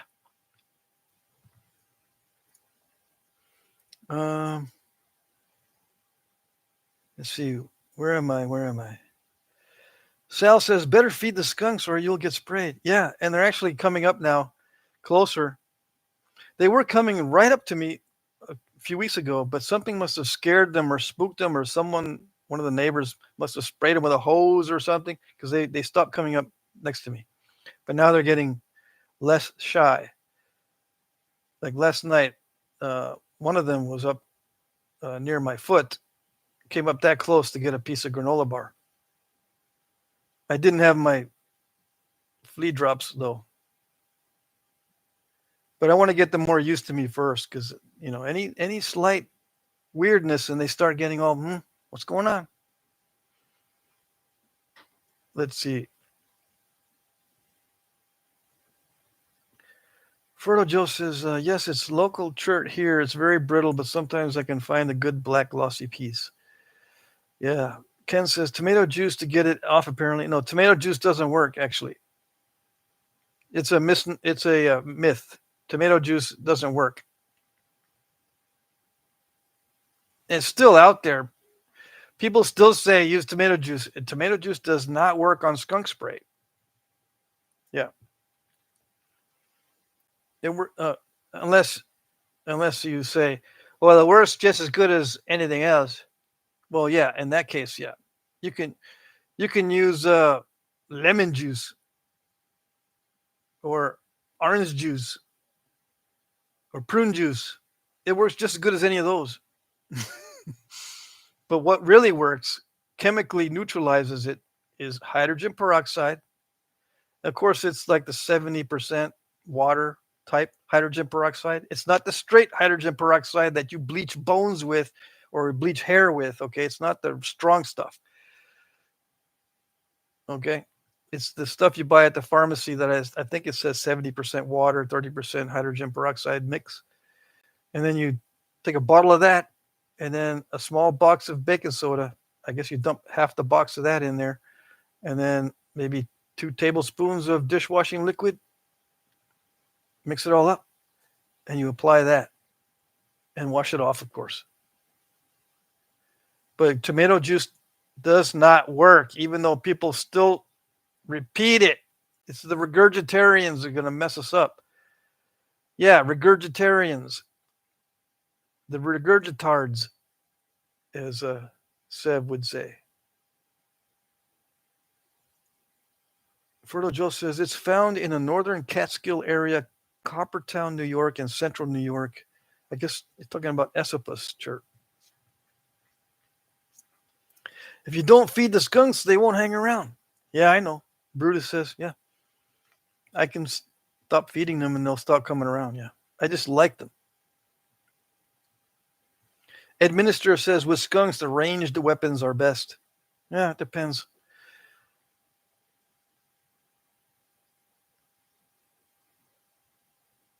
I've seen when you dispatch a skunk, I've seen the guys dispatch them with those long poles with the syringe on the front, and they inject them with what is it? What is fingernail polish remover composed of? Mostly, I can't remember the name of the compound now. Yeah, I can see the name, but if I look at it, it disappears. So in my peripheral vision, I can see what it's called, but with ADHD, if you look at it, it disappears. I'm in that situation where I can see the name in my peripheral vision in my brain, but if I look at it, it disappears. It's not naphtha. It's the other thing. They inject the skunks with that and it kills them. And they can inject 5 feet away and not get sprayed. It depends on your mannerisms. Yeah, you've got to have the certain mannerism around skunk and they won't feel intimidated.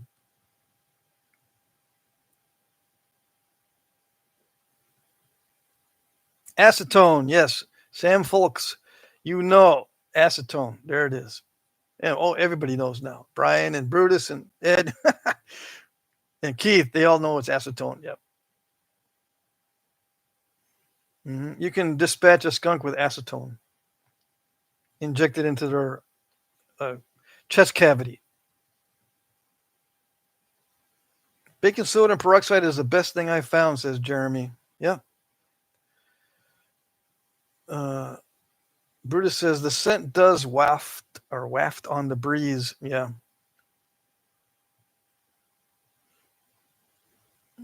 Ralph Snyder says, was Jumpy being naughty? Jumpy no longer comes around. It's just her babies now. Carl Frisco says 1 quart of hydrogen peroxide, 1 cup of baking soda, and 1 teaspoon of liquid soap. Dawn in this case. Okay, Carla. Awesome. Let me take a picture of that. She knows. Okay.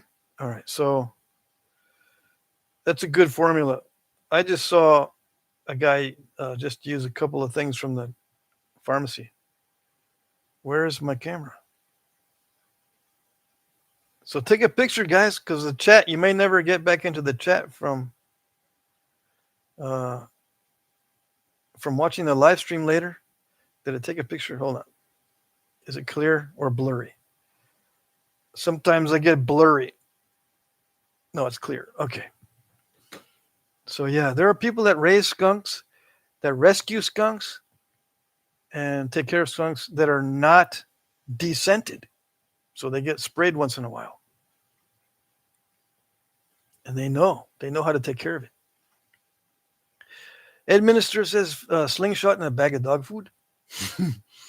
Jay Valente is here. If you use garlic juice, it might smell worse than the skunk smell. Yeah, definitely.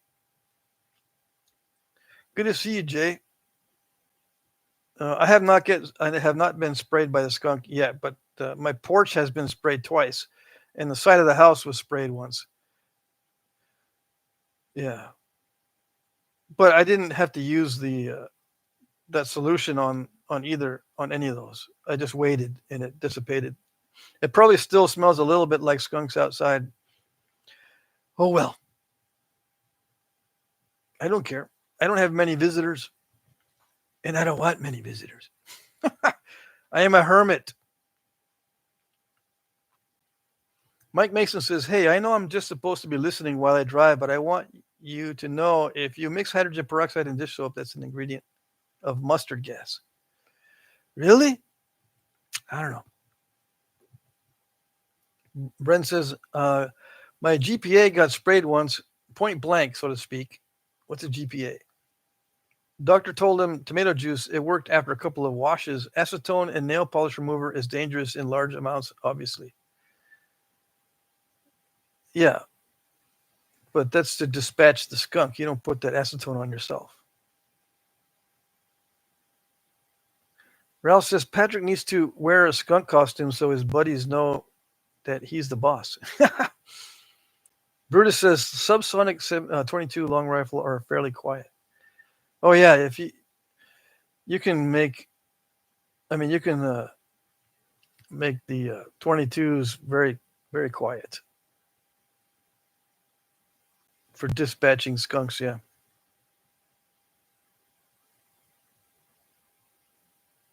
Don't use Clamato juice. You smell like Caesar all day. Says Ken. Are we still live? Yeah, we're still live. It's past 4. Sometimes people will jump in after the live stream is over and go, hey, guys, I'm here. How's it going? Brand new day. Like Lee Steinmeier, right? I'm picking on you. Young ones are unpredictable. Yeah. I didn't see you all during the chat, Lee. Did you just comment right now? That's it. You've been lurking the whole time? There's still 29 people on. Danny Moore is here.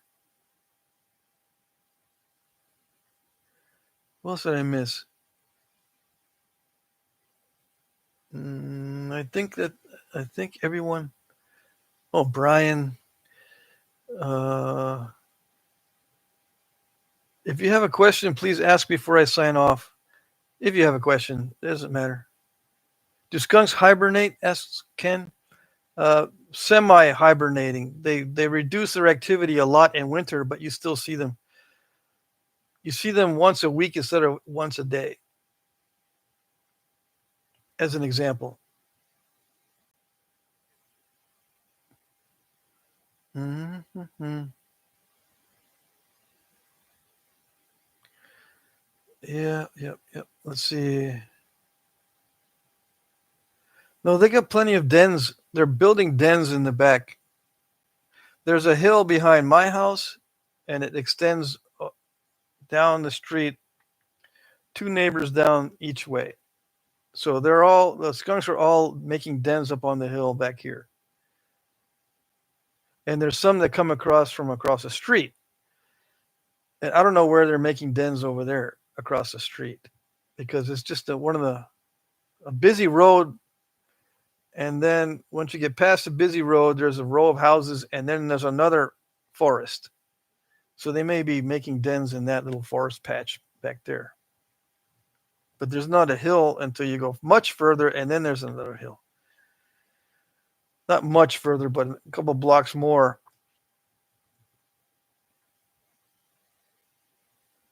Anyway, I am gonna sign off here in a minute. I just want to make sure I answer any questions that did not get answered. Jim Main says, did getting your platform too low when notching cause it to stall easier? Okay, does getting your platform too low when notching cause it to stall easier? No, it actually makes it better. Makes it less stallable. The thing that makes my notches stall the most is when my pressure flaker is not sharp. I got to keep sharpening it. Either a sharp point, if you're doing that kind of notching, or a sharp spatula tool. It can't have a burr or a dull spot on the tip of your tool. You've got to keep the tip fresh and sharp when you're notching. That's what causes my stalling most of the time, is with a dull tool. If you keep your tool sharp, it shouldn't stall as much.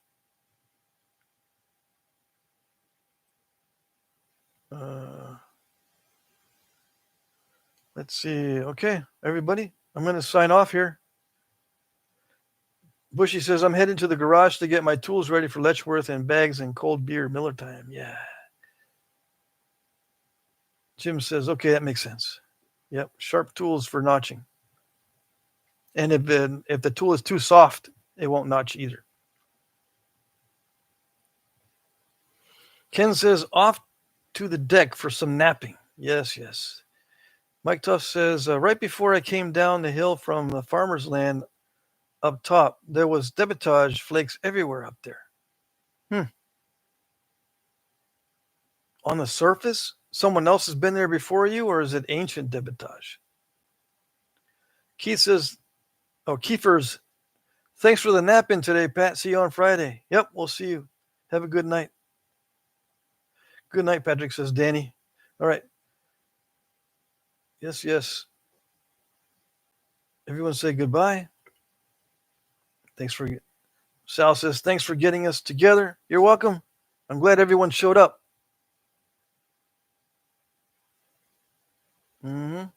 Okay. I'm going to see what I can post for channel news. I think it stopped raining.